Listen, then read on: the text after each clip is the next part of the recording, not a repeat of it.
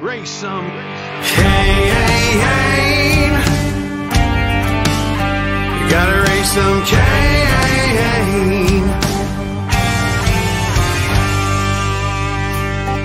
In the heartland where the faith runs strong,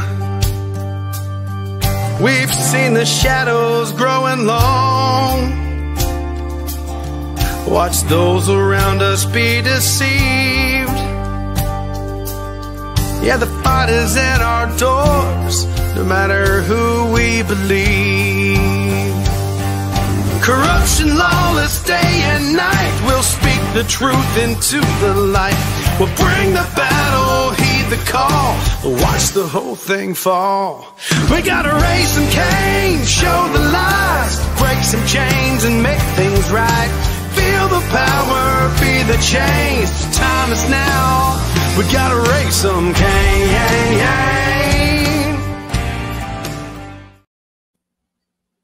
Welcome to the Raising Cain Show.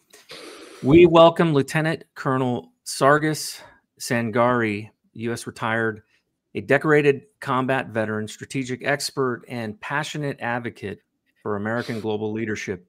Recently, Lieutenant Colonel Sangari visited the Panama Canal, and we will be examining the strategic implications of President Trump's bold move to reclaim this vital economic and security asset for the United States. Folks, I want you to stick with us. We're going to get into some other things, too, that I think are really important, including what's happening to Christians around the world, particularly in the Middle East. And so we'll get into that in the second half of our show. But in order to not have any kind of interruptions during our conversation, I'm going to go ahead and I'm going to run the commercials now and get them out of the way. So stick with us. We'll be right back after these quick commercial breaks, and then we won't have any more interruptions for the rest of our show. We'll be right back.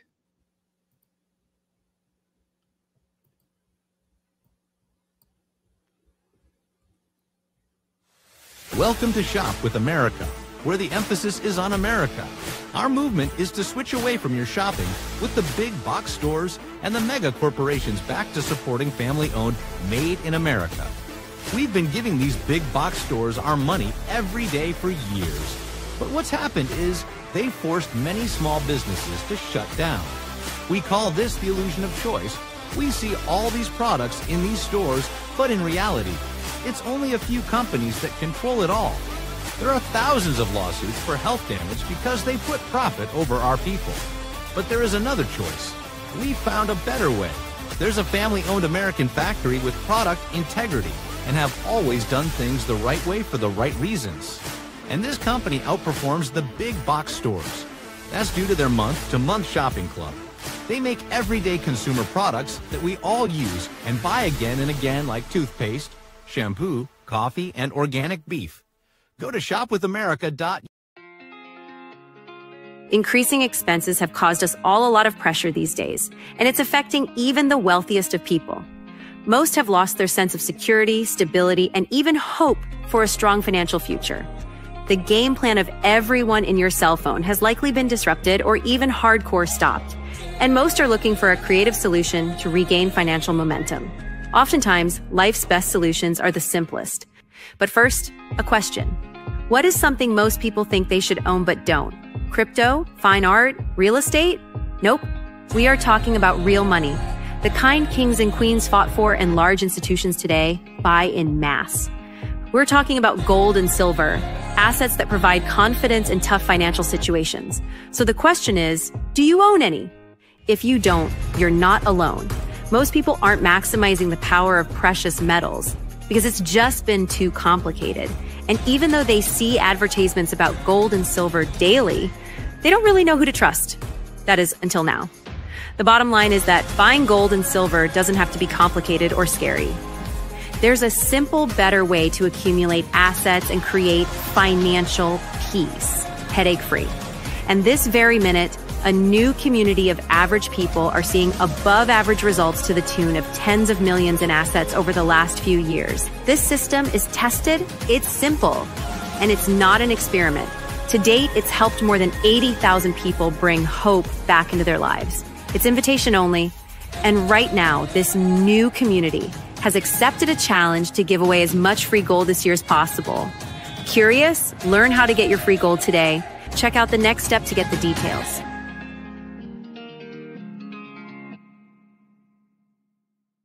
It says, I woke up this morning and looked out the door to a country I don't recognize.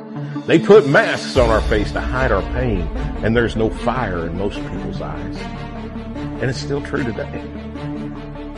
It's still true today that they've tried to destroy the American spirit.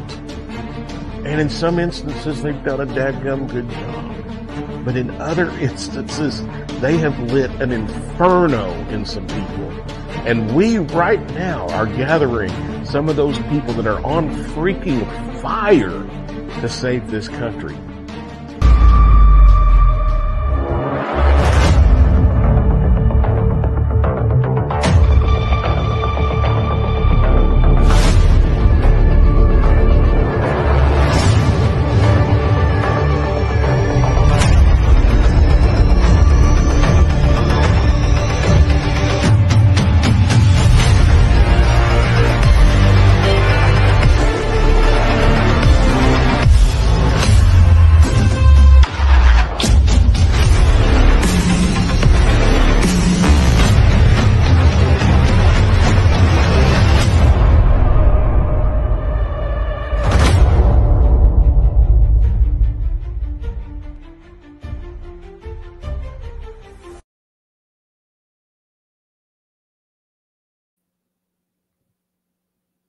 Welcome back to the Raising Cain Show.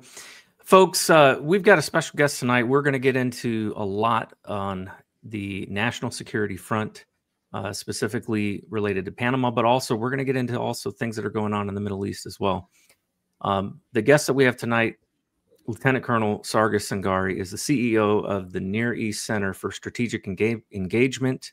He's the founder of the United Assyrian Appeal and senior advisor to Asymmetric Operations Group, a retired U.S. Army lieutenant colonel with over 2 decades of military service. Colonel Sangari has dedicated his post-military career to safeguarding American interests and supporting oppressed communities worldwide. Colonel Sangari's recent visit to the Panama Canal provided him with a unique insight into President Trump's decisive efforts to restore American control over this critical global passage. Understanding the canal's history from its construction in the early 20th century to its economic impact today highlights why reclaiming influence over this strategic asset is vital for America's security interests and economic dominance. So, Colonel, I want to thank you for being here, and thank you for being on the show to share with us this knowledge and this background that you have. No, I much appreciate it. Thank you very much for the invite too. And it's important every time anything comes up, I usually try to go and do an assessment in advance. Even in 2019, December 2019, I was actually in Korea because we knew something was coming out of China. Mm-hmm. And I was doing an assessment there, and I had to do a pre-assessment because of their elections. And then, of course, by January, we pulled 1,000 people out of Mission China. And I came back, and the first interview I did was with a dear friend of mine, you know him probably, Michael Yon. And actually, we talked about what's about to hit possible with a pandemic coming out. And then I wrote an article at that time, and I was writing articles for the Daily Herald locally here on, and I titled them Backyard Wars, actually, and talking about why we need to counter China, specifically in South America. And of course, fast forward to where we are today, everything that's happening in Panama, everything that's happened since has been really tied to the issues of China specific. We hadn't in the past been able to get the word out. To be honest, I wrote my article on COVID in February of 2020, and I couldn't get it published. Finally, Daily Herald said, look, we just can't publish it here. And I ended up publishing it on Japan Forward. So if people go and look up my name and type in Sargis Sangari, Japan Forward, and COVID, that article will come up. So I was able to publish it because we knew Japan was going to go through a lockdown. And actually, this month is the anniversary of when I had initially published that article. So we tried to get it out as best as we can to show that there's really competition between the Chinese Communist Party and the U.S., correct? Mm-hmm. Yeah. You know, it's unbelievable the level of censorship that was surrounding COVID, and you know, I can't believe sometimes that I've seen this in my lifetime. The overwhelming censorship, even led by our own government under the Biden administration. It truly was I think, a terrible time for our country in respect to our civil rights being violated left and right. Yeah, you know, everything was tied really to an article I wrote in 2016. You know, in 2014, when I retired, I set up the Near East Center for Strategic Engagement in honor of the Americans that were murdered on our soil, and the first responders are still dying from the health issues affected from 9/11. And I established on December 2014, I'm sorry, September 11, 2014. And fast forward, we started supporting the fight against ISIS and ISIL for the Syrian Christians in both Syria and Iraq. In February of 2015, I was giving a talk in Japan. And Michael was there, actually, and he was there to talk about China's influence on Japan and Korea. And even then, I kind of understood there's a possible agreement that was struck by the Obama administration on what should happen between the relationship between Chinese Communist Party and the U.S. And actually, it was under the Obama administration when Wang Yi had given a talk at the Brookings Institute and called it New Power Relations speech. And when Susan Rice took on stage and George Washington University, we thought she was going to find a way of countering it, but she talked about how to actualize it. So actually, if listeners or viewers go and look up New Power Relations on the Near East site, my company, they'll see the entire layout to include what's happening with the European war between Russia and really the EU. All that was laid out in that particular talk, and it seemed like that's where we were headed. Unfortunately, for those guys, when Trump became president, he completely offset the entire plan that was initially designed. And now we're back to a stage where we're hoping that the Chinese Communist influence economically in the U.S. is not that deep, where that even under the Trump administration, current administration, we're not going to be hedging towards that particular plan where majority of Asia is going to be ceded to the Chinese Communist Party. With the hopes on our belief is that a complete reset in that relationship, hoping that that plan never comes to fruition. If it does, is going to lead to United States really having a smaller role globally in the future. Yeah. People don't understand, I think, the extent of China's current footprint around the world. I think in the latest reports that I was reading, they have stakes right now in 115 active foreign ports projects, and that was as of mid-2024. And this is all over the world, including, obviously, you know, in Panama. And of course, this has been a big part of their Belt and Road Initiative. But, you know, some folks may not realize the significance of that. As of, I think, when Trump took office in his first term, it turned out we had Chinese that were running contracts of our American ports, even including the Port of LA, the largest port, you know, on the Western coast. So what do you know about China's engagement right now in U.S. operations versus, you know, just their stuff around the world? Well, it's huge. I mean, I even had talked about the relationship of some of our larger companies that are U.S.-based companies, but the leads are blood relations to the Bamboo Gang, the initial individuals that established the Chinese Communist Party, with TSMC recently announcing that they're going to open up a plant here and they're going to have a major investment here. TSMC lead has blood relations to the historical family ties to the Chinese Communist Party. So China has had influence on majority of our companies here, especially through family ties and relationships. And I had done a brief years ago on the link analysis matrix as far as how these are tied together. Again, if TSMC, which controls semiconductors, has blood relations to the Chinese Communist Party, even though they invest here, it is an issue for us because trying to break those links is going to be difficult, because then you're going to have to scuttle some of your largest companies, one that controls almost 90% of global, chip manufacturing, especially on the high-end side of the house. So, we talked about the control of the ports. When I was in the United States military, going back 1995 it was, and we were looking at sending railheads for our training operations when I was assigned to Fort Lewis, Washington. China already owned the two sides of the Puget Sound. This is going back to 1990, 95, 96 duration.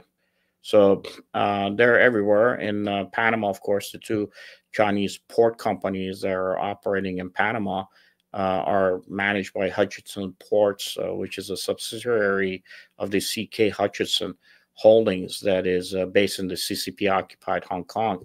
And Hutchison Ports, as an example, operates a lot of those significant ports, as you mentioned, especially Balboa and also Cristobal on either side of the Panama Canal when I was on the ground. And the founder of CK Hutchison Holding is Li Ka-shing, a prominent Hong Kong businessman who is also respected here in the U.S.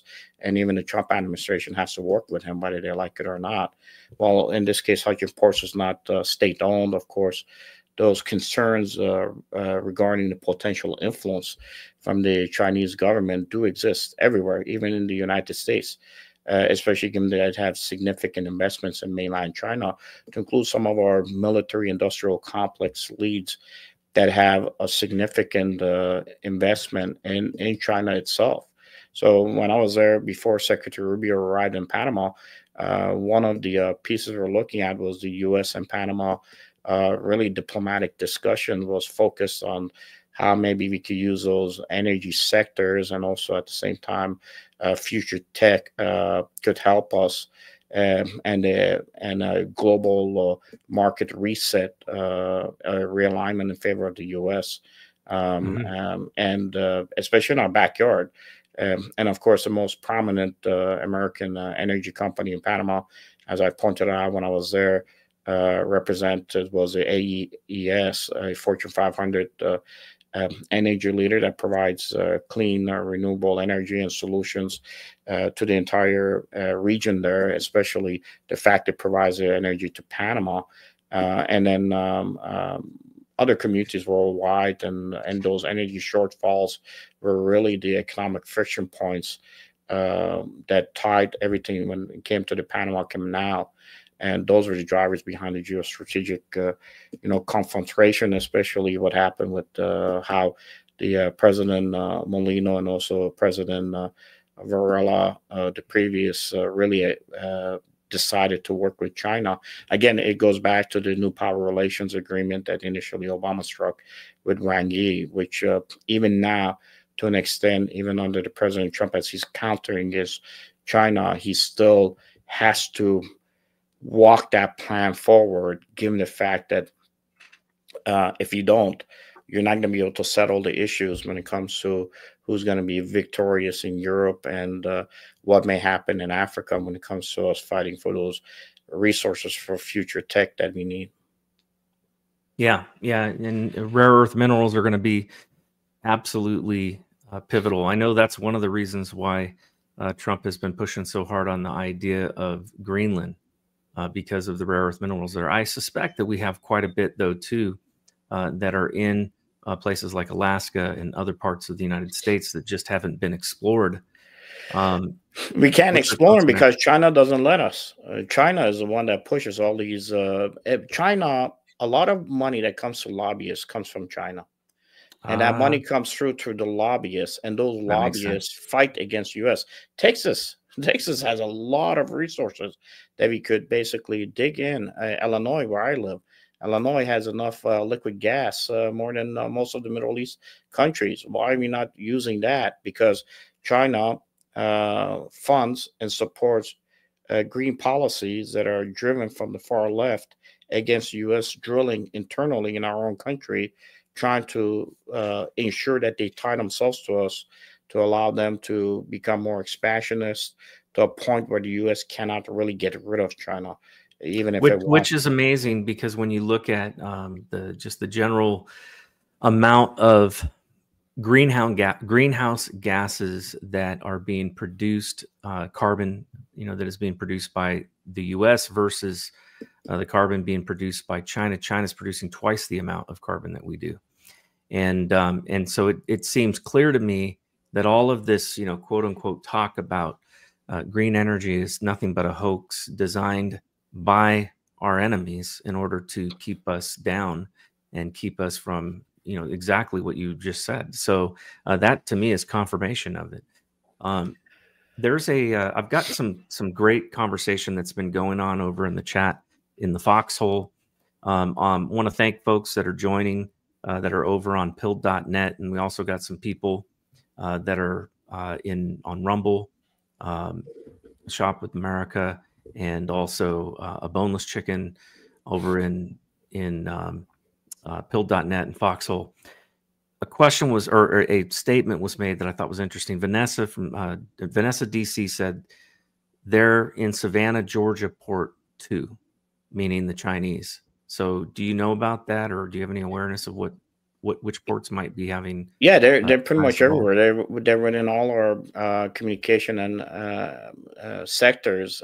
Because remember, when we set up everything here, we relied on chip technologies that are tied to what China does and what China builds. My second deployment to Iraq, China was already flooding the basing over using the scan disks. These are basically those extra disks that you would plug into your computer to be able to, collect information and save it for future.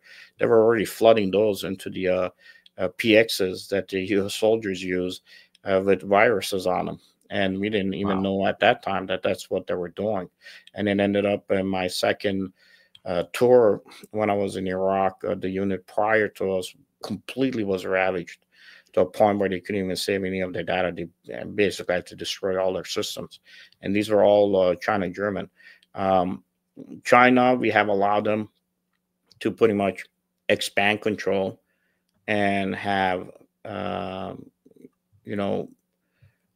lot of roots in U.S. policy. I gave a talk one time in Washington, D.C., when we looked at how China maybe is laundering money to the U.S., and it even does it through some of their churches, and how it actually supports humanitarian efforts, just like we do. Remember how you see now what USAID was doing.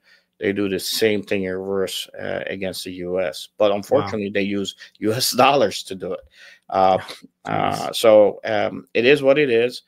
Those ties are not going to be broken. I don't know if Trump is going to be able to do it in 4 years, and it's going to be very difficult to reset the entire system.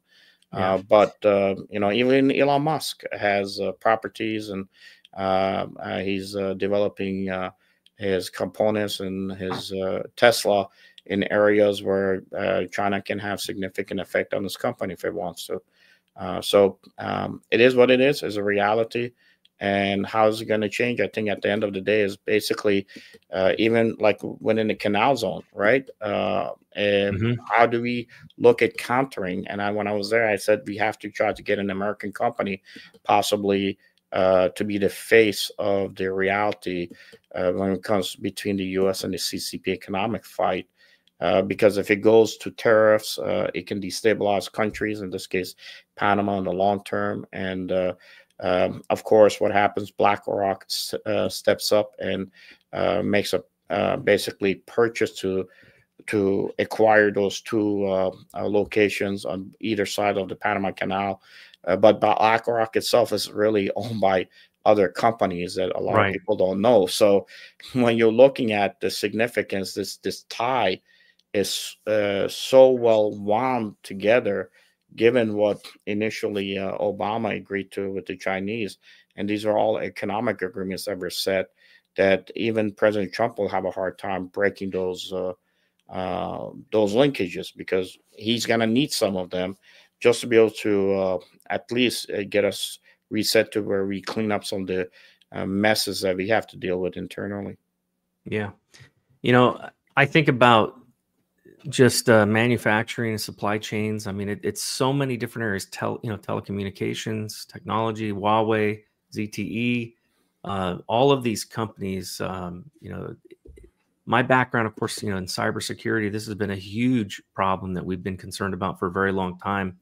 And I'm concerned that it's so embedded in everything that we're doing in the United States, even the medical, like we found out during COVID, that a lot of our medical supplies and as well as generic drugs are actually made in China. So we've got a big problem, and somehow we've got to unravel this, and we need to separate ourselves, without damaging our economy entirely. But we're going to feel some pain, I think. But they have to do something, because we cannot be so dependent upon China. Because what I see right now is look what's going on with with China buying up farmland all over the place in the U.S. They're buying up land, right next to military bases and things like that. And then when you look into Congress and you look at some of the members like Mitch McConnell, whose wife has ties to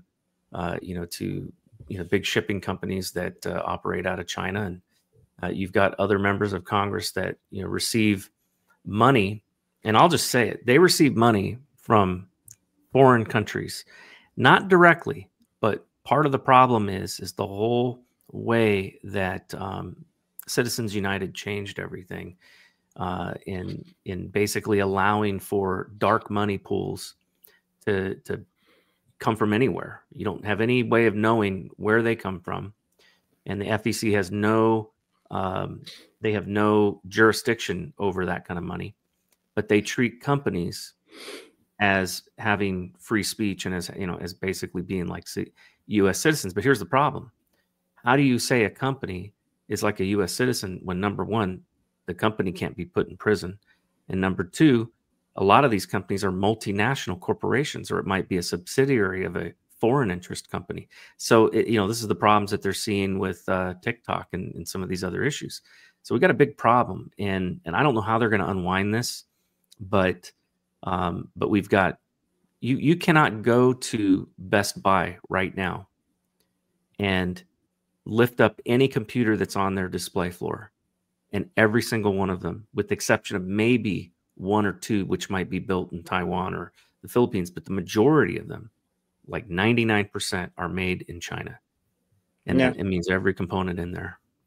Even everything with the mRNA vaccine, right? I mean, with the announcement of Stargate, again, it came out to the discussion as far as we could cure cancer, but you're going back to the mRNA vaccine again, and mRNA vaccine itself really is been driven out of what happened, as I said at the beginning, with the COVID virus. So even though we have an executive order by President Trump saying that, we're going to pull out of the WHO, it's not a complete severing of the WHO. It's not that we're going to push against the changes that have been recommended and negotiated under the international health regulations.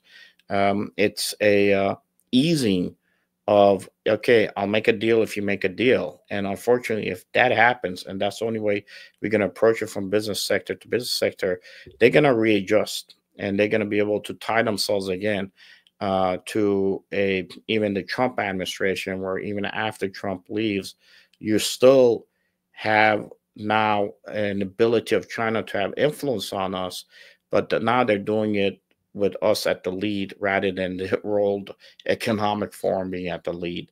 Now, you might say, well, that would be better for the world because the person in charge actually has a heart and cares about people.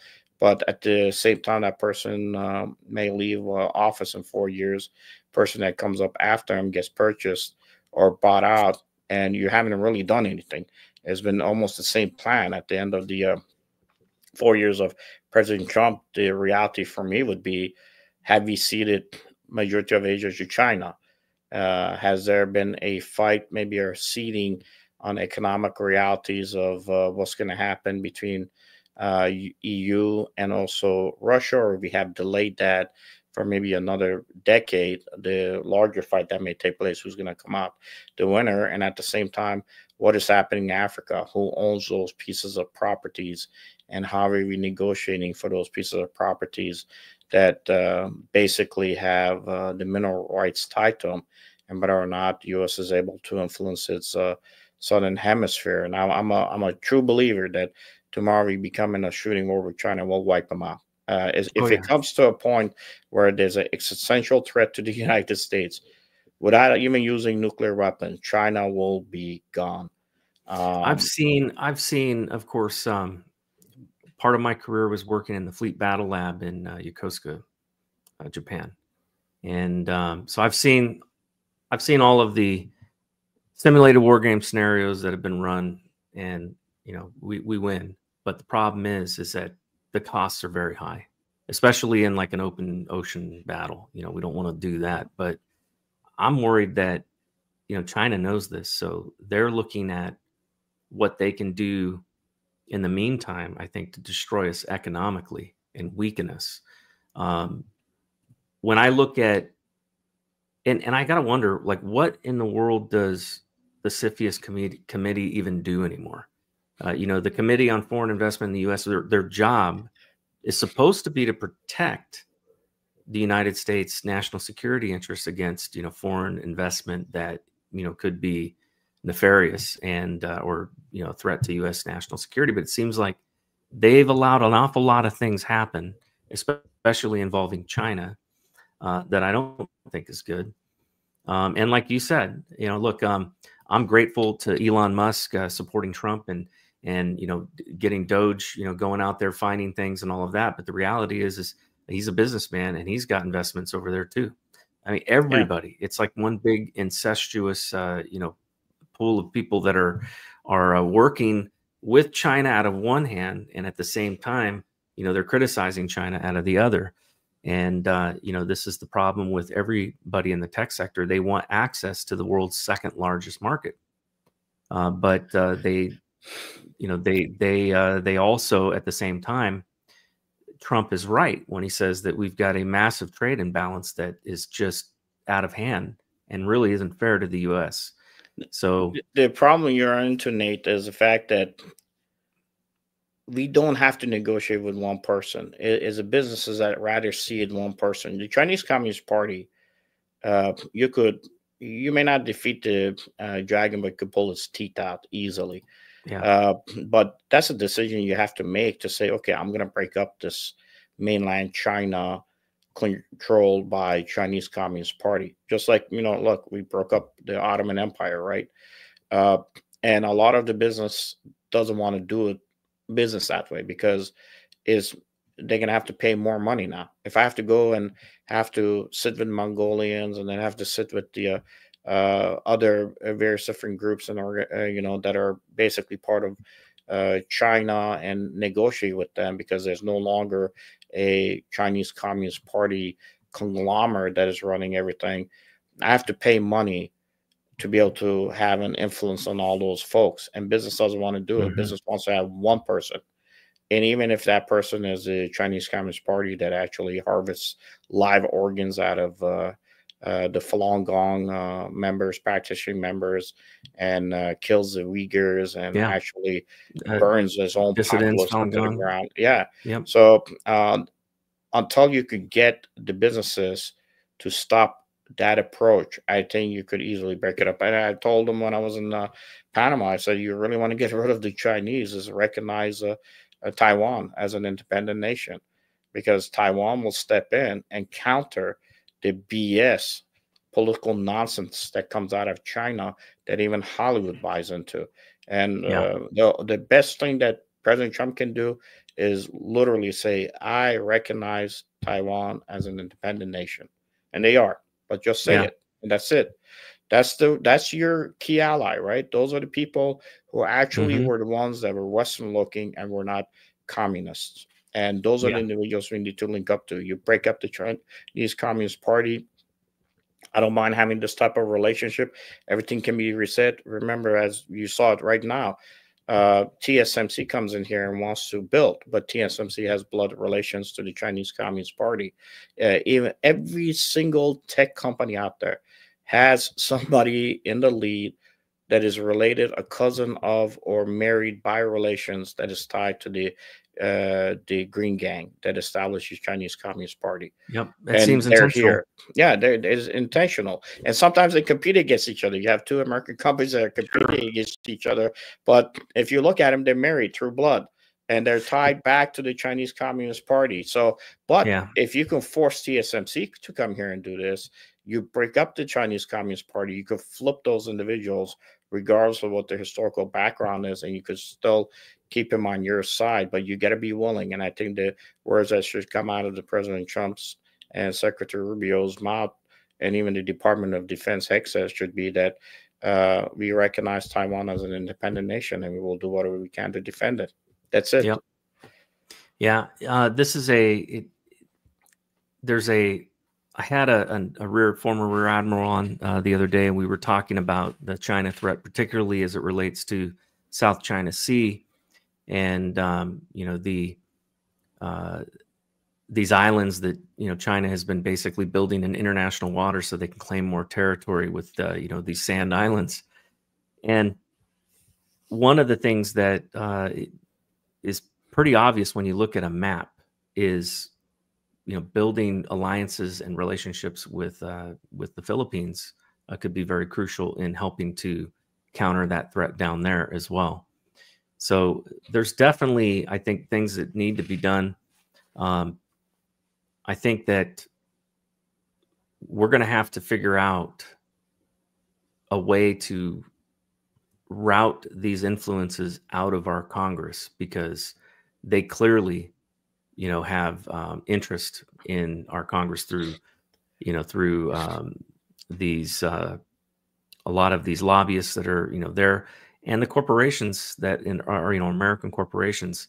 I don't know what they can do, because especially they're private entities, but it's certainly a problem when you've got these private entities that also have they got relationships with China, and they also have relationships with the U.S. government and are running their services. I think of like Amazon Web Services, for example, Oracle, Microsoft, all these companies. It's very difficult to find this data, but you can surmise at least like a couple of years old worth of data on how many H-1B visas, of people being brought to this country from mainland China. And it's significant. And these are people that are working for companies like Microsoft. They're working for Oracle. They're working for Google. Those are the three largest, by the way. You think about that, Oracle, which makes, a lot of the Linux servers, Microsoft making pretty much computers that are in every government office. You've got Google, which, they've got web services. Microsoft Azure has, online cloud services as well. You've got AWS, Amazon Web Services. Everything is moving in that direction to the cloud as well. I see major vulnerabilities because of Chinese involvement with these companies. And I just, I don't think people are looking close enough at it. No, Nate, they're not. Even if they do, at least they need to be cognitive of it, right? You have November 5th is election. January, you have the Democrats, Republicans. They go to the farm. They basically got told what we're going to work on for this year's calendar, congressional calendar, and then they sit on a plane and fly out to China for a week. Both parties do that, which to me boggles my mind. I got it. Yes, China is a big, huge financial partner, but I was also myself. I'm sorry, one second. I was myself. I had a gentleman that had worked on advanced systems with the F-35, and when I reintroduced him back to sit down and possibly talk to some of the multi-industrial complex folks, I'm not going to mention which companies. In one meeting, he was told, "Okay, show me the first slide. How are you going to make money for China?" And this is an American industrial complex company that's supposed to counter it. Even with the money that was going to Ukraine, once money was being released here, who was underbidding U.S. contractors to go in to try to bid to run those requirements using the U.S. taxpayer money to help the Ukrainians? China was coming in and underbidding everything. And our allies, like in this case, Britain, were going in, giving that advice and actually buying the lines of manufacturing for the armaments for a year out. So we couldn't even generate any type of a support for ourselves. So U.S. is really on its own here. I know that President Trump's making deals, and he's a deal maker. The problem he's going to have as he's making deals, the reality that those deals may change who's going to be in charge. Maybe it's not the World Economic Forum anymore, and maybe China is a secondary, like even in the Panama Canal, a secondary for now. But eventually, once Trump leaves, the next person comes in, whoever that ends up being. If that person is just falling in on those deals, within a decade, those deals may flip over again. And now you see business ties are stronger.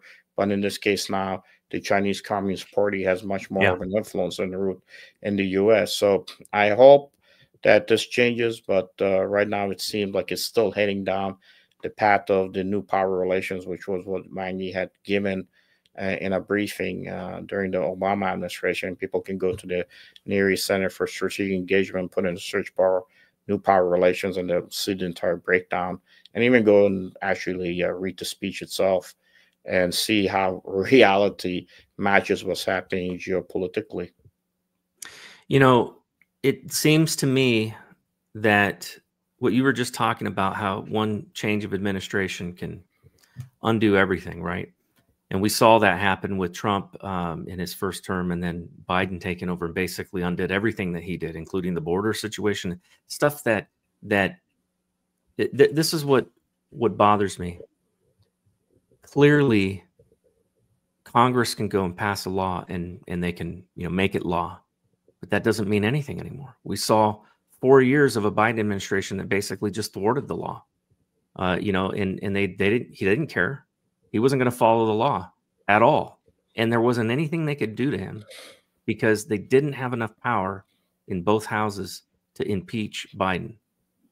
Even the Democrats that wanted to get rid of Trump, I mean, they wasted a lot of time and effort and energy trying to impeach him, but they knew from the get-go that they were never going to get him impeached because they didn't have control over the Senate. So all of this stuff with Congress, it seems to me that while Congress has an important role in basically spending and oftentimes wasting our tax dollars, the real power is held in the executive branch. And I remember, I think it was, which president was it? There was one of the presidents that basically the Supreme Court ruled against him, and he said, yeah, good luck trying to enforce it. Well, actually, it was right because Supreme Court can't enforce it. That's right. That's right. And executive has to enforce the law, right? That's right. So the point is that, and this is important for everybody listening, folks. That's why our elections are so critically important, because Congress can pass a law. The Supreme Court can say, hey, you have to follow this law. But the president can basically do whatever the heck he wants. And there's nothing you can do to stop him unless you've got a super majority, then in both houses to be able to, force an impeachment. And so, which hasn't happened for a very long time. So I think it's really important that we ensure that the people that we are electing in these positions of executive authority, especially the presidency, that they are working for the American people. It's like what Trump talks about, America first. I think that there are problems that are, this is the big problem, I think, with the whole globalist mentality. I'm not, and I want to differentiate the difference between globalization and globalism. Globalization is a fact.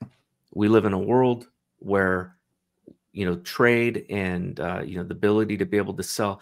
Globalization in many ways helps not just other nations, but us too, because we got, for example, farmers who, produce a lot of grain, and they sell that grain.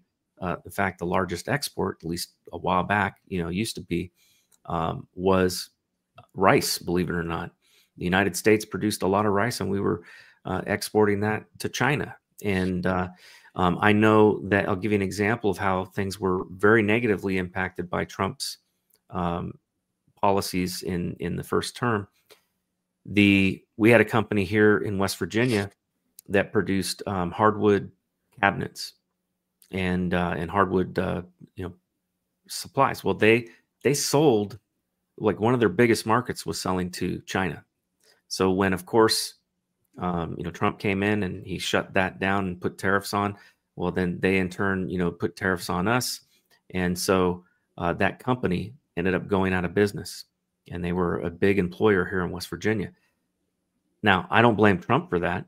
I do say that the companies need to be careful. They need to make sure that they are well prepared to shift, especially between presidential administrations, on their markets and where they're selling to. They shouldn't be too dependent on foreign exports, especially in a Trump, administration.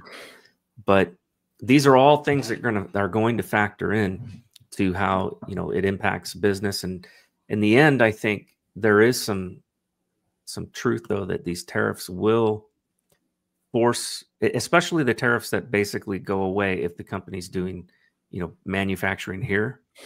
I think that's a good thing, because it will drive these companies to, so you may have China, you may have Japan and other companies that decide to build manufacturing plants here in the United States in order to get around tariffs. And I don't think that's a bad thing. I think it's a good thing, because it produces, high-paying jobs, which has been a big problem, especially in the Rust Belt. But no, I want to go ahead. Go ahead. Oh, I was going to say, but I want to get your thoughts on this, and what do you think about how tariffs are used in ways?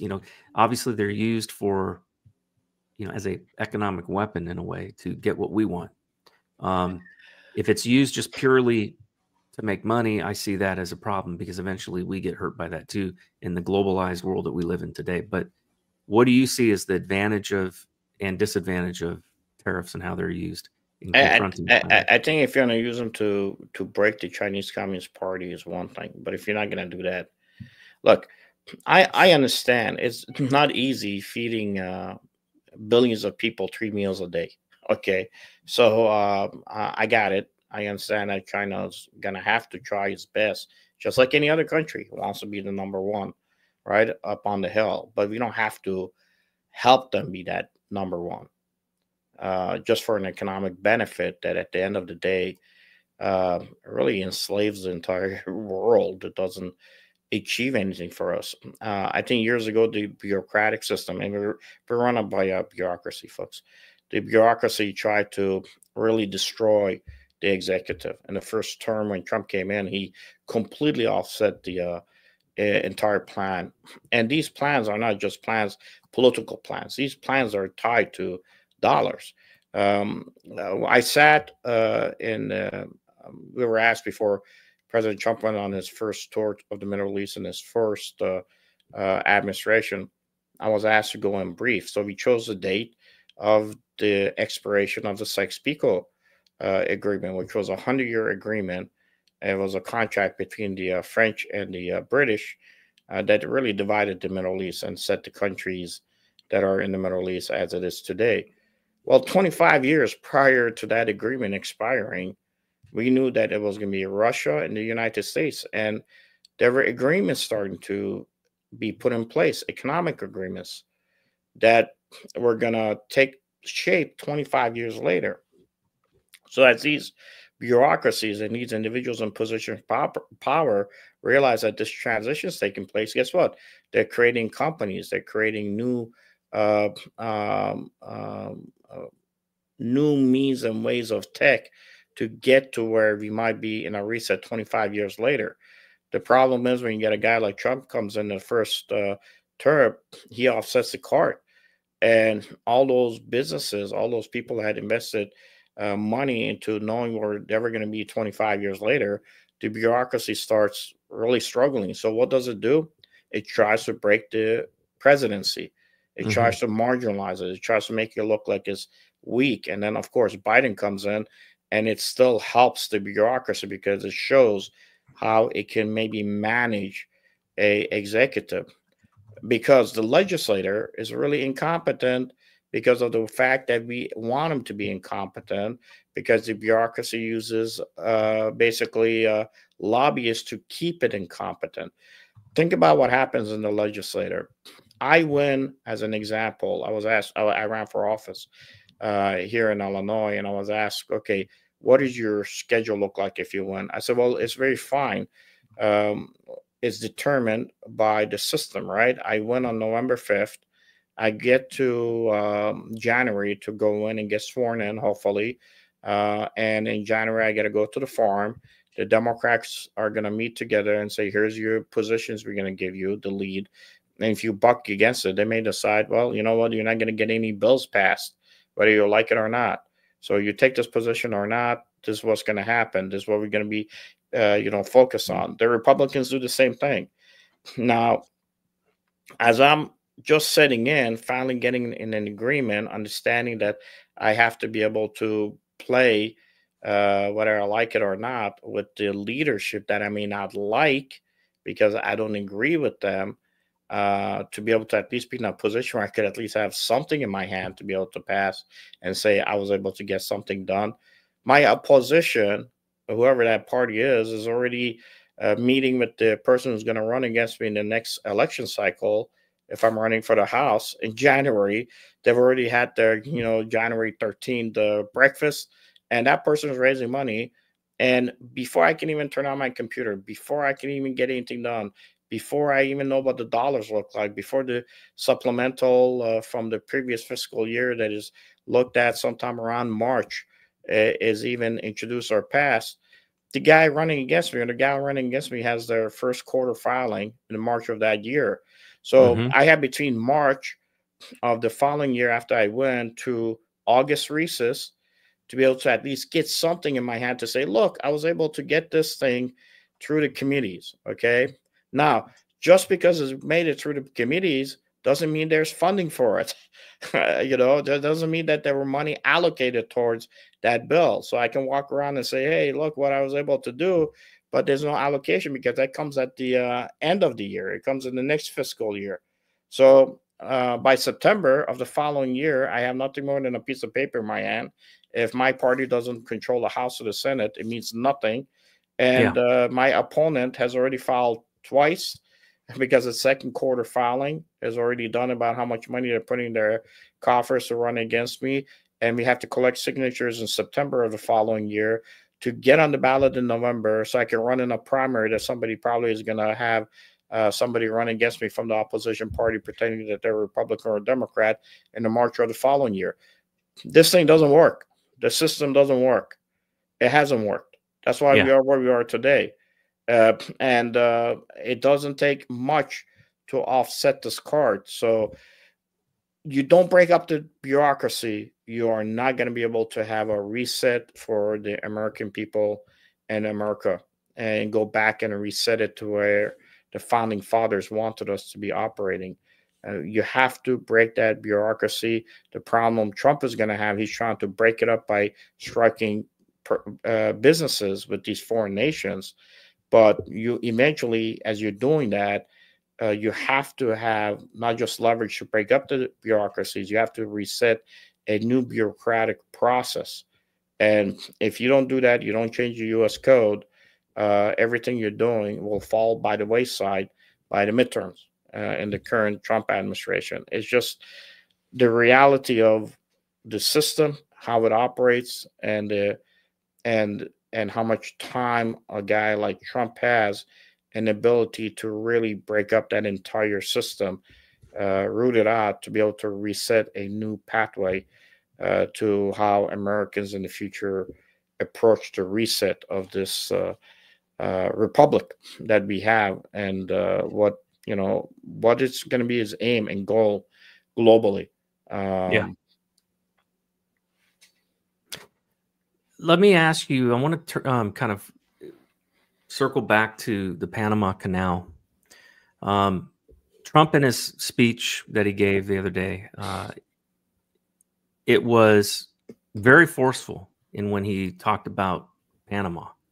I got to take Trump on his word on this, that he's not just blowing smoke, but he seriously intends on taking back Panama. What do you know about this, and how is that possible if it was given over to Panama? My understanding is there was some sort of agreement treaty that was signed, and that Panama may have violated it. Are you aware of the details of that, or do you have any understanding of that? Look, it was very simple. We turned over the Panama Canal. We had, I mean, once we turned it over, we had even our Southern Command. We pulled everything out. The Panamanians basically now control the Panama Canal, right? What are we going to do with it? What are we going to do with all this additional property that is sitting here that was actually American property that is no longer being used from them?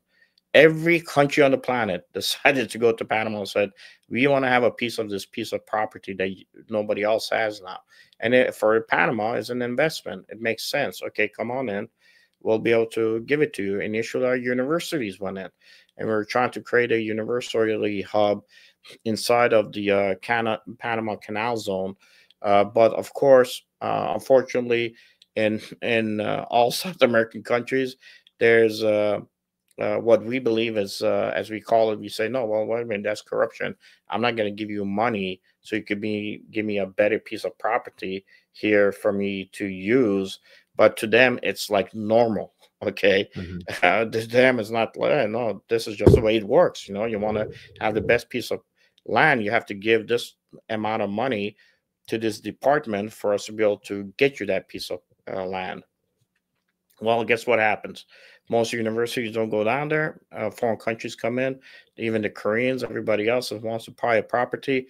The Panamanians are stuck, right? Because as much as they have to now develop a second Panama Canal, which they have, because these huge Costco ships that China has cannot fit through the Panama Canal. So they literally build another canal. And once they build that other canal to get these big, huge cargo ships to come through, obviously they came to America first and said to the American companies, we want you to be able to bid for this piece of property so we can go ahead and have you come in and be partnered with us. Well, the American companies basically try to underbid the deals.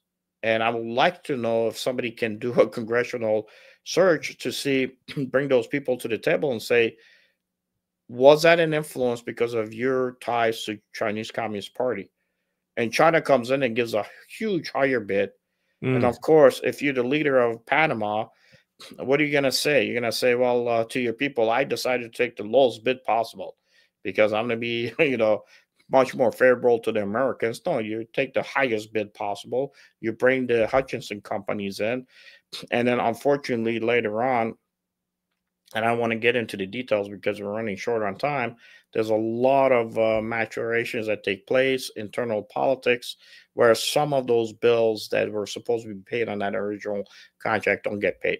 Look, if you want to take the Panama Canal tomorrow, we'll just put a battalion from the 82nd and it's done. It's not that difficult. Yeah. But the Panamanians, like Americans, they actually love Americans. It's not an issue for them. It's an issue of how do we resolve this financial outcome that could be achieved supporting both the U.S. strategic interests, the Panamanian political stability, and also the CCP's ability, unfortunately, as much as I hate them, to remain in the canal zone, but only as a secondary business partner. And that's it. If you can strike that deal, you'll be able to control that entire area. If you don't strike that deal, it's going to be very difficult. And again, the Panamanians have already pulled out of the Belt and Road Initiative. They were kind of put in that position. And the previous president was on the ground before Secretary of State Rubio came in. He said, look, I made the best deal I could at the time. So he even took the blame for it because the American companies did not present them a better deal. So if you want to take it over, then go ahead and put the Southern Command in Panama again. I guarantee you, if you say, I'm going to bring Southern Command to Panama, they'll come. The only reason China also got involved, and I go back to the what my recommendation was, that you have to recognize Taiwan as a nation by itself. There was a 150 years the Chinese community was in Panama. There's actually a monument that is built in recognition of them being on the ground that many years. But it was the Panamanian president who made the decision not to recognize Taiwan.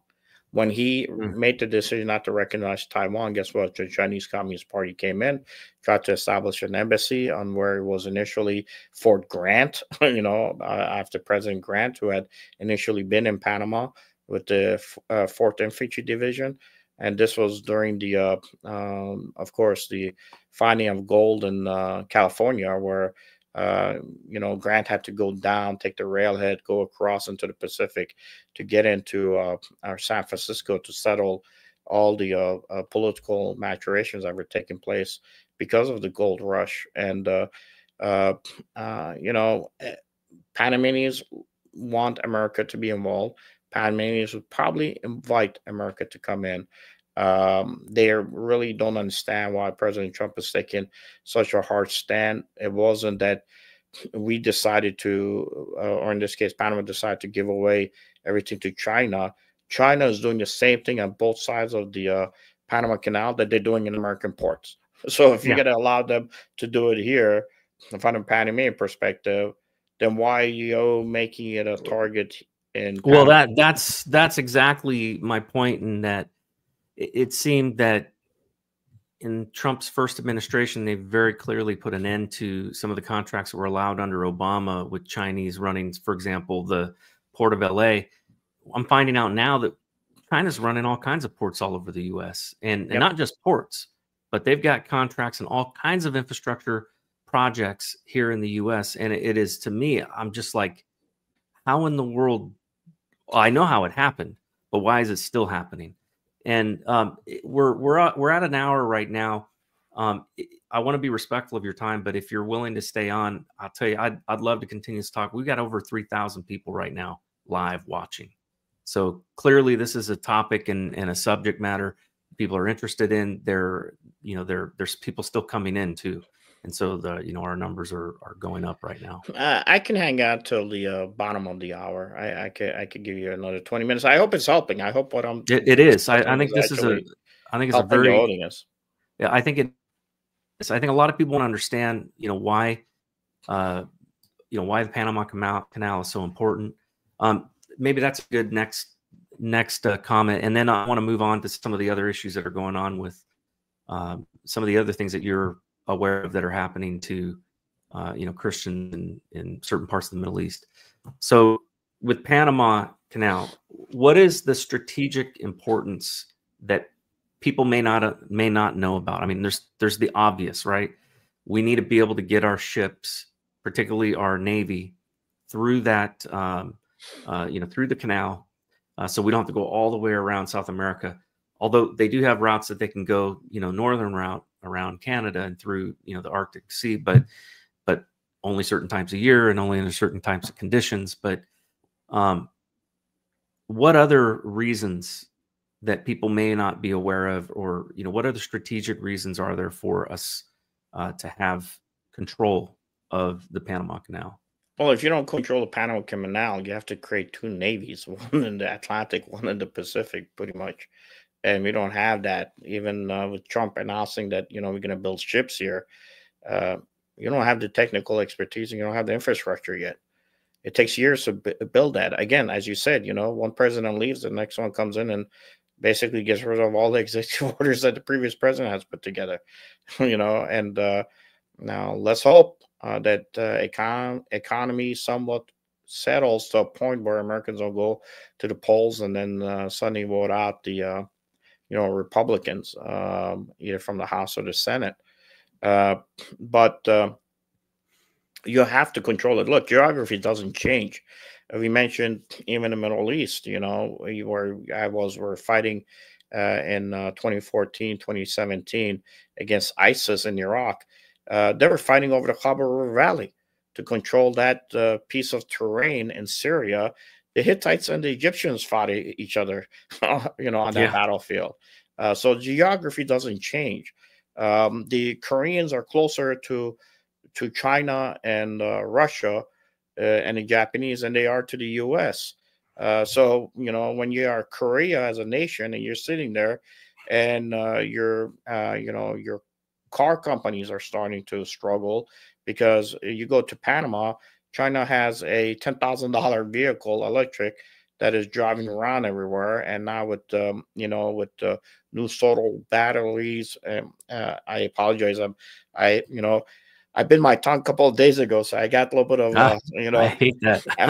and it's very hard to talk because, you know, your tongue gets stuck still between the teeth. But you have their company struggling, and they rely on natural gas. They rely on, you know, on oil to still run their, you know, run their nation.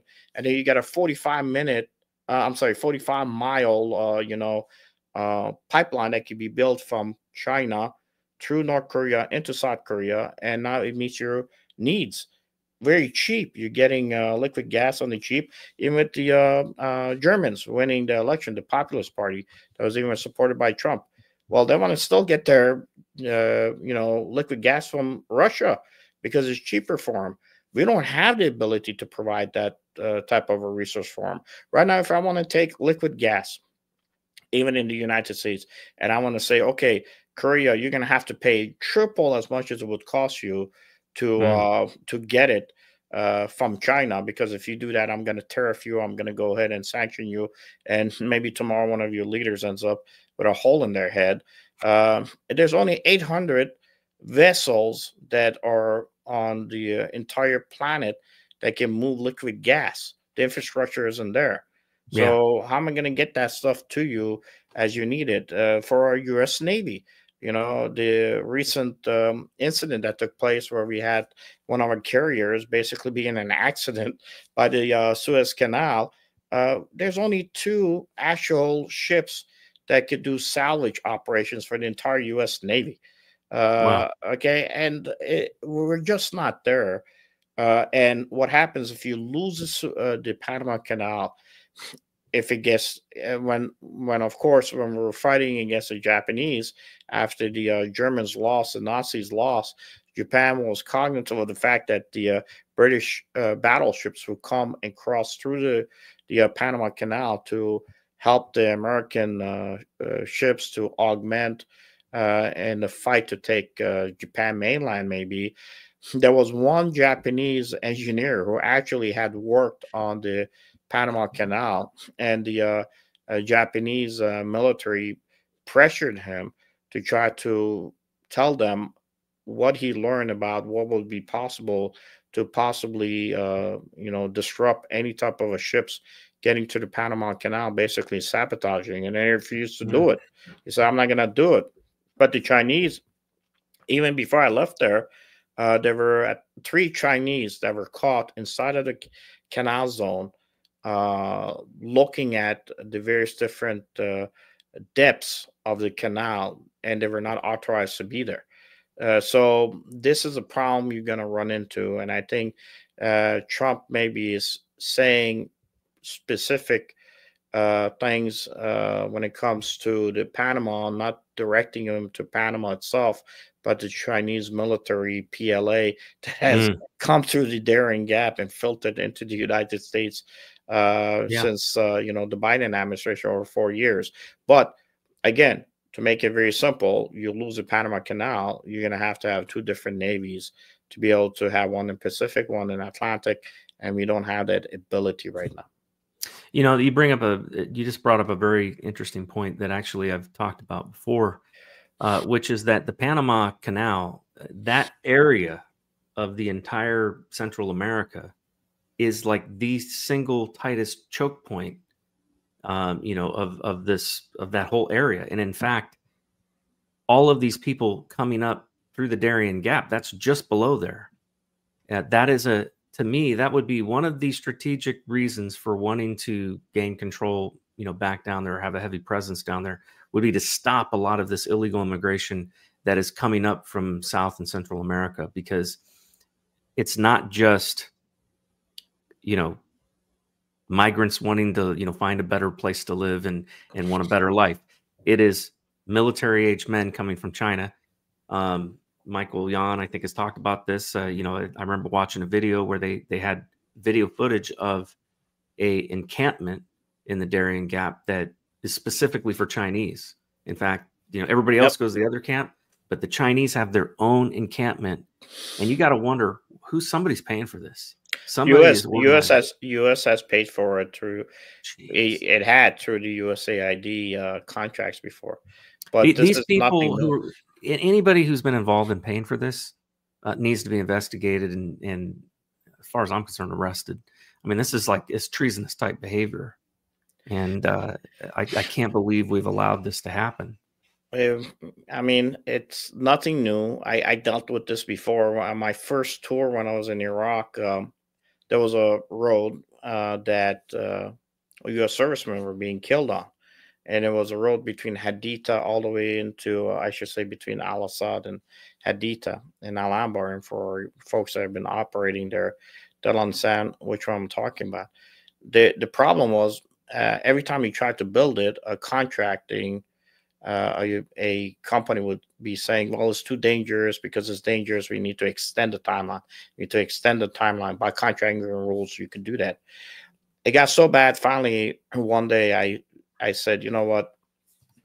I took one of my bilingual, bicultural advisors. I said, here's $200 out of my pocket, my own money. You're going to go on vacation, and you're going to fly to Jordan, and you're going to figure out what is at the heart of this company, because I know that the contact person is out of Jordan. So he goes there. He walks into the office. Is one American expatriate. He's just working for a company. He's not a traitor to the United States. He's got a job. He's a nice guy. He's got a family. He was a contracting officer before. He has a laptop. He doesn't even have a computer, printer, or I should say printer. The printer is in another office for another company that he prints off of. And when he's asked, well, you're getting paid, right? Yes. You're getting paid handsomely. Yes.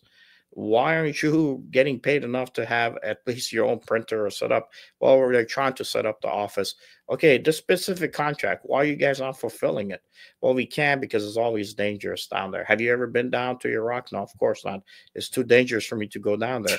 But every time you're extending it, you do know that the road doesn't get paved and American soldiers are getting killed on it. Yeah. So the first time this expatriate's like, oh my God, I didn't know. Is there any way we could subcontract it to another contractor? Yes, you can.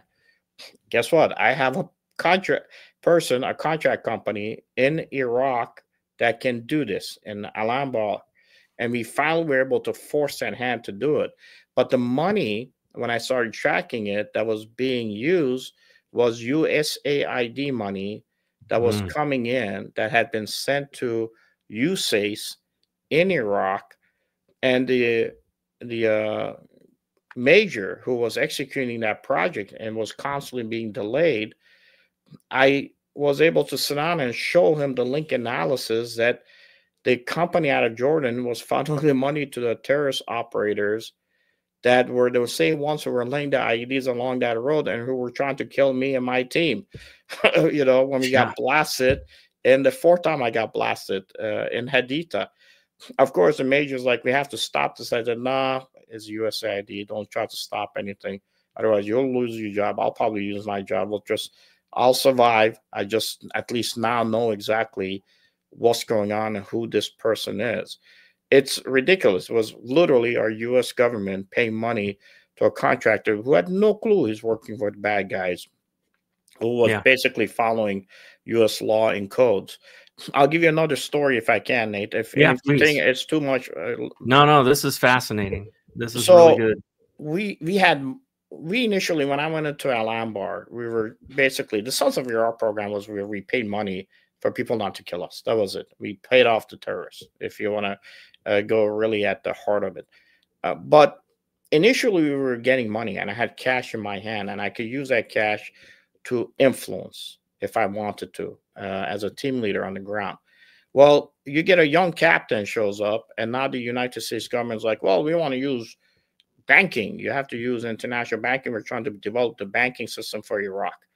And so now, if you have somebody who's getting paid, instead of you paying him cash, you know, Major Sangari, you're going to have him come all the way to Baghdad to get paid, because we're going to put money for his particular company into this account. And I'm like, dude, you want to have a Sunni guy travel to a Shia neighborhood where they're chopping off their heads to get paid out of a bank that is run by Iranians? Are you crazy? It's not going to work. Yeah, that's and bad. he's going to have to say, where is this money coming from? Well, I'm working for the Americans. Good. Get out there so we can kill you. Well, maybe there's another way. How about if we set up the banking system in Jordan? I'm like, no, that's not a good idea. It has bad consequences. And they say, no, this is what we're going to do. I said, but Jordanians are going to know, and they're going to start stopping this. Well, no, Jordanians are our friends. I said, watch this. So we had a contractor. I said, I actually wrote the entire story behind it. He now had to get paid by a banking account. I couldn't give him cash anymore. Guess what? He went and opened up his account in Jordan so he wouldn't get beheaded in Iraq. Well, the Jordanians know you're opening up the account. Who's paying you? You know, U.S. government is paying you. So now you have a bank account in Jordan. Jordan, every time he went across to the border to get his money, Jordan was like, look, we only can limit you to how much you could take out at any given time. And the guy's like, why? They're like, well, you don't have a residency in Jordan. So now the guy's like, okay, if I open up residency in Jordan, I'm going to be able to do what? Well, you're going to be able to take out more money, right? Of these American dollars that are coming to you. Okay, I'll do that. Then every time he's trying to cross over to even pick up that large amount, the Jordanian government's like, well, you can't go in, Mr. So-and-so. Why? Because of security threats out of Iraq. We can't allow you to come in. Well, when is this security threat going to be lifted? I want my money so I can do my business and operate and fulfill my contracts. Well, there's one way you could do it. If you actually have property inside of Jordan and your company is a Jordanian company, then it's not an issue. You can go through even when there's a security issue. So now, because of one captain who wants to push the idea of we have to develop the banking system for Iraq, we just took a guy who opened up a Jordanian banking account. He's an Iraqi businessman, registered his business in Jordan, and bought property in Jordan. And when he's trying to come back to Iraq, as he's driving back to his house in Iraq, yeah, if I'm the Jordanian, guess what I do? Suddenly there's an IED that goes off, and maybe a couple of rounds get shot at his vehicle. And he's like, well, what the hell? It's safer for me to be in Jordan than to be here. So the money that is being spent by the Americans, instead of developing the Iraqi economy, is not building the Jordanian economy. Mm-hmm. And the same thing happened. We did the same thing in northern Iraq, and the Turkish economy started rebuilding their Turkish infrastructure. Nothing for Iraq. The stupidity of these bureaucracies is real. They're just dumb. They don't think any other way. They don't know how to think outside of the box. Because of that, we are stuck where we are. Trump is trying to destroy this bureaucracy, and these people who are fighting against it are all tied to opportunities of money that comes and feeds them and their coffers through that bureaucracy. So we're stuck. Well, Trump, the one thing that's, I think, it's going to be interesting to watch how this plays out over the next 4 years is Trump doesn't give a damn about any of these guys, because he knows at the end of the day, he isn't running again. And he has the mandate to do some things I don't think previous presidents had, or, you know, I don't even think they had the will to do it, let alone the mandate. They didn't have the will to do it, no. He does. He seems to be somebody that has the will to do it. And I hope he does, because we're on a path to destruction as a country. And, you know, and I think that he may actually be the one to, you know, give our country more time. I think every nation falls eventually, but I don't want to see it happen in my lifetime or my children or children's children's lifetime. U.S. military-wise will never fall. I agree. There's certain things we have. I mean, you know, there's this level of military or we spend, I think, we spend twice what the world spends or something like that on military. It's crazy. So I think, look, the thing we have to fight against is this fentanyl issue, right? These little ways that the enemy fights us. I actually, myself, just a week ago, I was at a red light. I was heading out to North Carolina because we have a training that we're trying to help with soldiers with PTSD and also help the police. And I was at the red light, and this guy who's in the neighborhood, people feel sorry for him, and they always try to address him to help. So he runs up to my car, rolled down the window, and I realized he wants money. I said, I don't have the money or cash. And he reaches into the car and hugging me. I love you, please, please. And I realized the guy's taking a fentanyl hit. So just in that small instant, I could feel it. I have to actually head to the nearest, not the emergency room. It's what do you call those facilities? Are urgent like care. Offshoot. Yeah, urgent care. Yeah. And they had to put Narcan up my nose. And I was pretty screwed up for 3 days. And then when I got with the local police here, because I work with the Legion of St. Michael Law Enforcement, like, well, we can't do anything about it until something serious happens to you. Well, I'm like, I'm glad I wasn't dead, but it would be nice to take him off the streets. Here you go. You survive all this war and battles, and you come over, and a guy trying to hug you because he's high on, fentanyl could kill you. And that's just the reality. When I was in Panama, just a local outlet here, the mall, my daughter, they were in a lockdown because there were 4 Venezuelan illegals tried to hijack a car outside. There were rounds fired, and she actually had to take a box cutter and hide. And the door that comes into her area where she works in the perfume counters, where the police tackled one of the guys.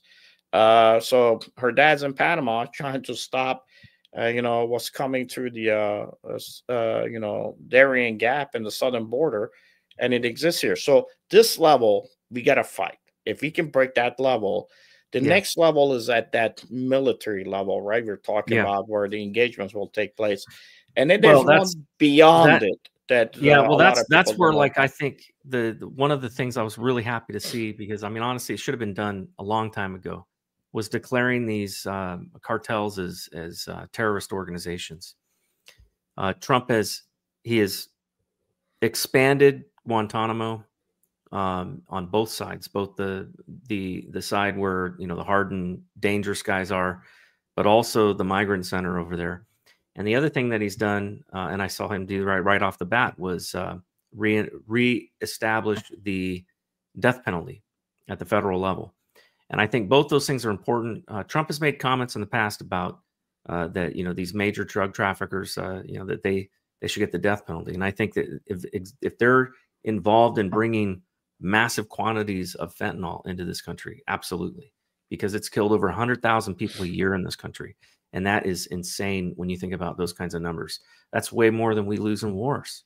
Yeah, well, look, once you designate them as terrorist group, you can conduct assassinations inside of Mexico.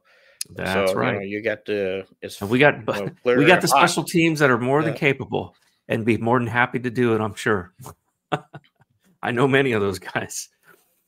I want to move on to another subject that we got a little bit of time left that I want to talk about, and that is your involvement with the United Assyrian Appeal and what has been happening to Christians in the Syria area. I had a picture here. I'm going to bring it up, and I'd like it if you could talk to this and what's happening there. Well, that's a picture of the young Christians that in Syria have been killed in the past few weeks. It's just a reality of where Christianity is today. Before the Iraqi invasion, I have a friend of mine, and he's an older man. He was an Uber driver, and he went in front of the UN and he put himself on the cross for 3 days. And when they interviewed him, they said, "Why are you doing this?" He said, "If the United States invades Iraq, Christianity in the Middle East is dead." There's an Uber driver, but he knows the people. He understands these. He's not this intellectual with PhDs. We call it pile higher and deeper. He understood the ground game, and he said, if you do it, you're going to kill Christianity. The certain Christians were 2.1 million plus, and the second U.S. went there with the U.S. Special Forces, CG Navy SEALs, Japanese, Koreans, EU, NATO, all being on the ground in Iraq, the Christians got decimated, attacked. Yeah. And finally, the newest genocide in 2014 to 2017. And actually, I set up the United Assyrian Appeal because it's a 501c3. We're able to get money, give it to a Itana women organization to take care of the families of guys that had to go into the fight. And would say, look, I'm not feeding you, and I'm giving you water for you to, you know, drink it and eat it. You're going to pee it out and poop it out. You're going to go fight. And I'm going to take care of your family if you do that. So if they gave us if they told us, yes, we'll fight, then we took care of their families. Or it was $670 at that time, stipend. We actually fought, and we fought as an independent force structure. When we sat in front of the State Department and said, look, here's what we've done in Syria and Iraq against ISIS and ISIL. We need support. State Department told us the only way you're going to get support, you have to go and be under the Hashishabi, an Iranian aligned militia that we droned just a few years ago in Iraq. And as I said, that's the only way you're going to get support and money. We're like, forget about it. I'll just sustain it through my efforts with the United Assyrian Appeal. Now, we took our forces off the battlefield when the Kurds and the Iraqi started battling each other after the fight was over. Actually, I wrote the Operation Collective Action, which we submitted, and I gave with the commander, our commander, a year after the Khabur River was cleansed out in Syria, in the Pentagon, to the Office of the Secretary of Defense. And they took our plan, they gave it to the Kurds and the Iraqis, who basically screwed it up and destroyed all the villages that the Christian Assyrians had, that ISIS hadn't destroyed. And now I think there's maybe 100,000 Assyrian Christians left. So the roots of Christianity is about to die. Wow. And even under the Trump administration, I will tell you that the U.S. is not going to get involved. If you guys read the book that Miller has written, and the guys are in the Department of Defense now, they're advisors to Hegseth, none of them are going to get involved to shed 1 ounce of blood, which is understandable, of American blood, to anything that does not, to their interest, to their viewpoint, have a strategic interest for the United States. When you're 100,000 Christians, nobody cares about you, okay, because you're not strategically important to them. But we've told them a long time ago that no, it is actually important, because it's no longer quantity, right? It's quality. You went in, we gave money to the Sunni Muslim Kurds. We gave it to the Iraqis. We gave it to the Syrian forces. They turn around and basically give the middle finger next time. The second the money started drying up, they went and courted the Russians to be their buddy. So I think there has to be an unconventional warfare approach to saving the Christians of the Middle East, and to include what is about to happen in Egypt, and with the Muslim Brotherhood now growing in Egypt too. Even the Egyptian military having to release almost 700 Muslim Brotherhood high-ranking people in Egypt. The Coptics are going to get attacked again, and what's happening in Syria, and what is going to happen in the future of Iraq, unless you have a unconventional warfare approach to saving these minority communities, to include in Nigeria, where the Chinese conglomerates are really behind the dollars that are fed to clear out those Christians through those areas, so the Chinese can go and establish their major companies in Nigeria. And also what recently just happened in the Congo, you're not going to be able to save them. And United Assyrian Appeal, for us, we just raise money and given the capability to have them be able to sustain internally. They're under the Iraqi constitution. Those certain Christians can have their own region, and they can have their own safe haven. And a letter was submitted in the first Trump administration, which I don't even think Trump ever read. It probably never made it to him, but it was given to the National Security Council. I was asked to be there to submit it, really kind of lays out what the overall arching plan would be to save the Syrian Christians, which is a natural ally for the state of Israel, and will stop the Shia crescent from forming there. But, you know, again, people don't listen to the Uber driver who puts himself on the cross in front of the UN that knows exactly what's about to happen. They listen to some PhD guy that works for some think tank that gets paid millions of dollars to give advice that pretty much is BS at the end of the day. You know, it's disturbing to hear about a resurgence of the Muslim Brotherhood in Egypt. I have some knowledge about it, at least when I blew the whistle. One of the things that I carried out of the FBI was evidence that the FBI had of Hillary Clinton and the Clinton Foundation's direct involvement in funding and sending regular, monthly payments to Gahad el-Haddad, who is the head spokesman for the Muslim Brotherhood in Egypt. And, who was on the terrorist watch list. And this guy was basically on the payroll of the Clinton Foundation. It's clear to me that there are people within our, and of course, nothing ever happened to her. She's still walking around, and not, completely free.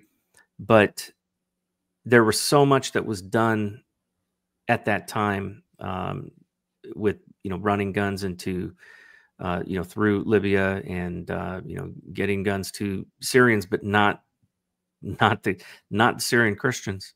A lot of these were given to, these guys that basically, like you said, it basically thumb their nose at us.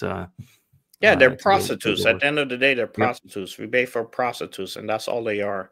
Yeah. And then we make them multimillionaires and build generational wealth for them, and they could care less for us at all. Yeah. They'll always take our money, but their heart will always belong to the Russians or others because they're geographically, been aligned with them historically a long time ago. And it is what it is. So you want to save the Christianity, save it this way, save it to where they can actually have their own protection capabilities on the ground to sustain themselves. I don't believe in giving food and water for refugees because, like I said, you eat it, you pee it out, poop it out. The refugee wants to be able to have a ability to sustain themselves. Well, it's that old saying, you give a man a fish, you feed him for a day, you give him a fishing pole, teach him how to fish, and you feed him for a lifetime. And this is the problem, too, with the illegal immigration problem in the United States is that even if you're somebody that is, of a, I would call misguided, benevolent heart and wants every illegal to come to America so that they can, make a new life, even though there's major consequences to everyone who lives here with that sort of thing. There is a problem in that. What are these other countries left with? If everybody, that's like, this is the problem, too, honestly, with some of these programs that we put in place is that we're not encouraging the development of these other nations and the development of their own people in these other nations to, better themselves. And, we're just basically taking away their labor force. And, and those people are coming here. Oftentimes, things turn out good, but oftentimes they don't. And that's especially in the cases where you have people that are coming here with no education, no background, no affinity at all with American culture. And at least when people are coming through a normal immigration program, there's assimilation that occurs. But that's the problem that I see happening right now with all the illegals that have come through the Biden years and the Obama years. But really, this last group that have come through, what motivation is there, for them to assimilate? I don't see any. No. You got them being put up in hotels up in, New York City in these luxury hotels. Meanwhile, they kick out veterans that, are mentally ill and, drug or alcohol, addicted, largely, which that started while they were in the military. It's like it's things are so ass backwards that I just it's very frustrating. And I pray that Trump, can do something to fix a lot of these problems here. We've talked about a lot of different subjects, and I want to wrap things up here, but I always like to give my guests the final word. Colonel, what out of all the things we've talked about, people have been, we've got about almost 3,500 people that are watching. What message do you want to send to those people watching? What is it that you want them to take away from our conversation? Well, look, I just hope what we've talked about has helped. Maybe it's shown people from a new perspective, new paradigm. I have my own podcast, New Paradigms with Sargis Sangari.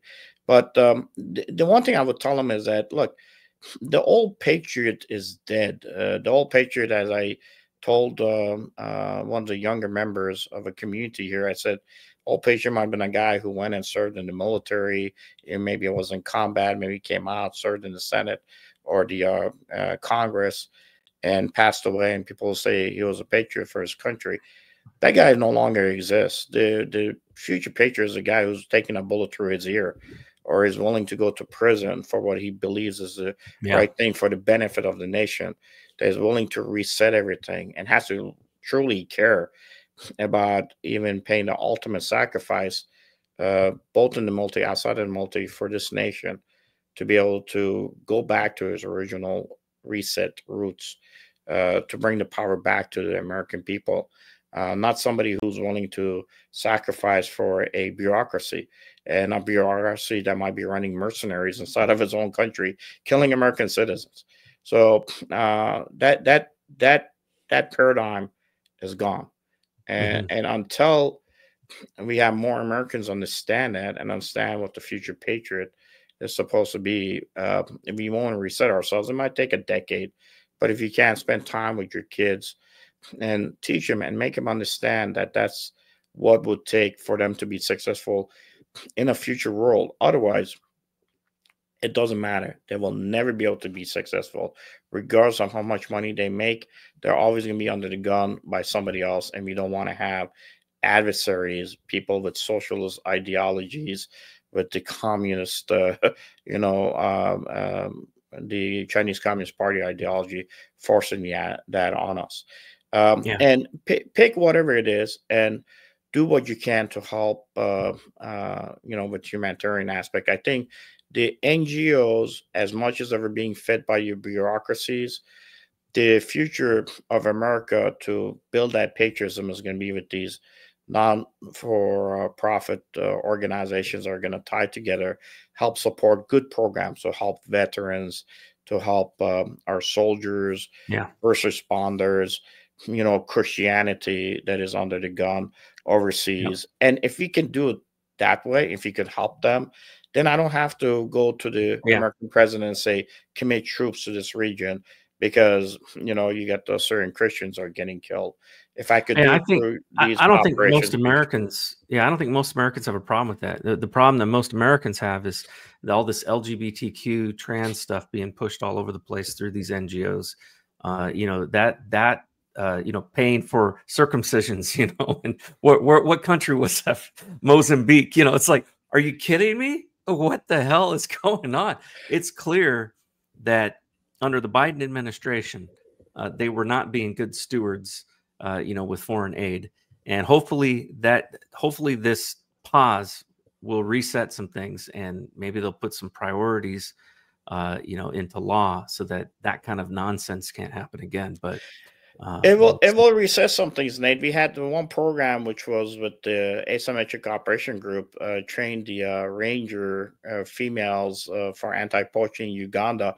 Well, when the funding got shut off, they're not getting money. So I'm in the process of trying to find $220,000 to reset them, keep them until everything resets, so funding can come back to them. But we're trying to do the same thing now with the Asymmetric Operation Group 501c3 to kind of keep that training going, and then maybe recreate that even in other African countries. It takes money, but that's another focus, because I work with Christians. I work with the Jacaranda Women Organization to help the South Sudanese Christians, and I work with, of course, our own Assyrian Christians in Northern Iraq, because everybody needs to be able to get that support. And if I can expand it to give it, especially in strategic areas where America will need help, then that's what I want to do. I could do it in Right. Iraq, where U.S. needs to have a footprint, and in Africa, especially in the heart of South Sudan, going into a nation that America put together, actually, a Christian nation that is going to be able to control the resources that are in the Congo. Then that's what, I'm doing for my Yeah. 501c3s. Yeah, that's a terrible situation. What happened Yeah. there just recently with I think it was 70 Christians beheaded. No, It's just unbelievable. Well, I really appreciate you coming on. I'd love to have you on again, and do a focus show on foreign aid, because I don't think a lot of people understand the strategic value of certain forms of foreign aid. That what they're seeing right now, and it's important that people see it, is the abuse that has happened under the Biden administration. But there is a strategic value to this in certain places, and we got to make sure that we are, that we are continuing to be goodwill ambassadors around the world, because that's how we make sure that we keep China, from taking over some of these places. So, again, thank you so much for coming on. I want to, where can people follow you? You said you have a podcast of your own. Where can they listen to you and find you? I'm actually on the National Security Hour. I'm on the board, and my show goes on iHeartRadio, or they could go to AmericaOutlaw.com, AmericaOutlaw.com, and listen to my shows under my name drop-down menu. And then New Paradigm, because we got so busy with all these other missions we had to pick up. I've did my 226 show. I've kind of put it on the shelf. You could go to Rumble under the Near East or under my name, and it comes up. Or they could go to the Near East Center for Strategic Engagement.net to, again, New Power Relations. Read that article. That's from 2016, and we'll basically lay out everything that is happening today. And then, of course, UnitedAssyrianAppeal.net.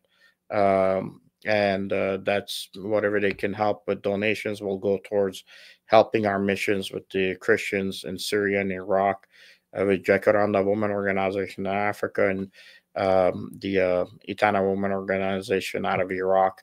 And then Asymmetric Operation Group, which we're trying to help with the sustainment of those units that are very crucial, that got their funding cut.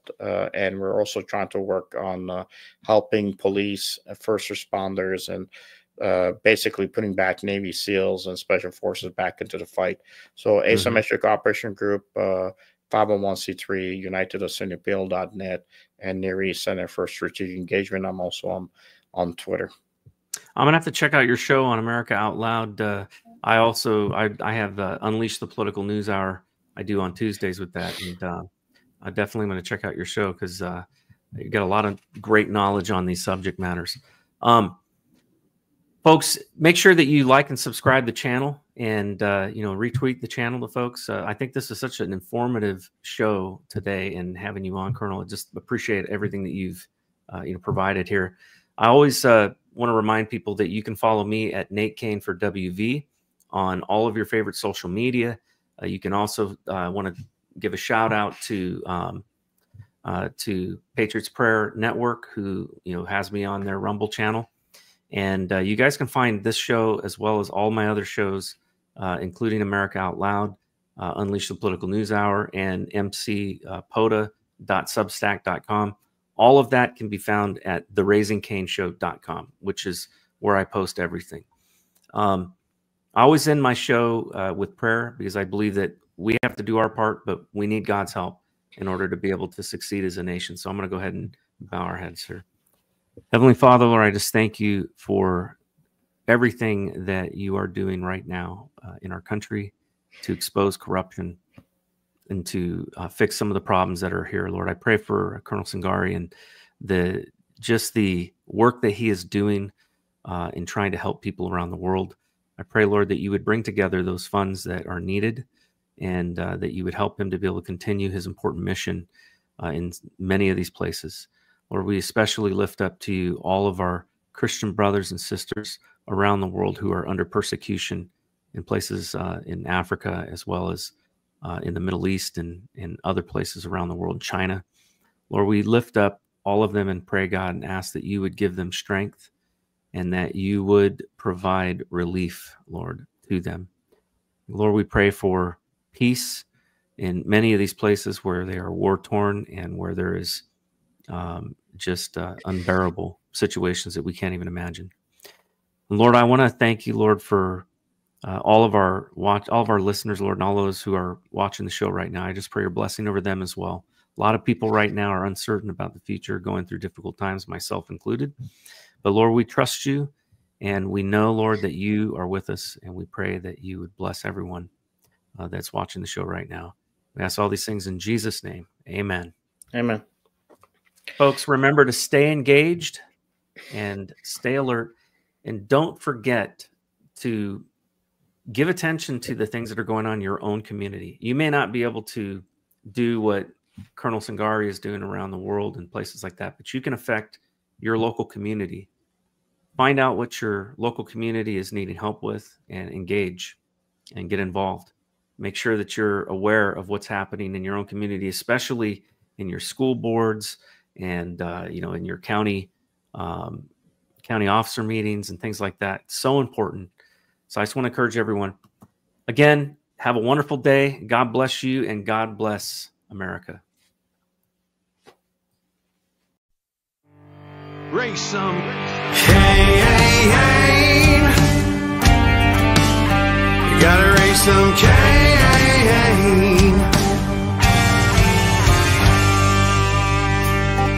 In the heartland where the faith runs strong, we've seen the shadows growing long. Watch those around us be deceived. Yeah, the fight is at our doors, no matter who we believe. Corruption, lawless day and night, we'll speak the truth into the light. We'll bring the battle, heed the call, watch the whole thing fall. We gotta raise some Cain, show the lies, break some chains and make things right. Feel the power, be the change, the time is now. We gotta raise some Cain.